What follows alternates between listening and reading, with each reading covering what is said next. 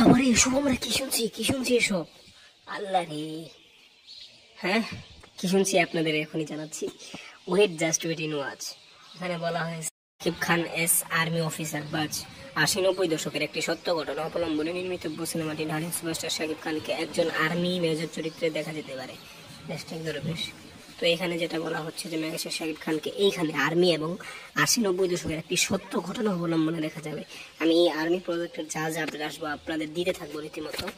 এটাই বলেছি, army project নিয়ে আমি খুবই আগ্রহী। তো তাকে ৯০ দশকের একটি সত্য ঘটনা অবলম্বনে, এখানে তো ৯০ দশকের সেনাবাহিনীর অভিনয় করবে, এখন তো পোশাকের খুব হয় না। তারপর ৯০ দশকের সত্য ঘটনা কিন্তু বাজ, এটা 100% ছিল না। অথবা আমি একবার শুনতে পেরেছি একটা পুরাপুরি কমার্শিয়াল বা বাস্তবের সাথে কোনো মিল নাই, এটাও বলা হচ্ছে। আবার এইখানে আরেক বাস, বুঝতেছে না কিছু, এত বাস নিয়ে তো থাকা যায় না নাকি।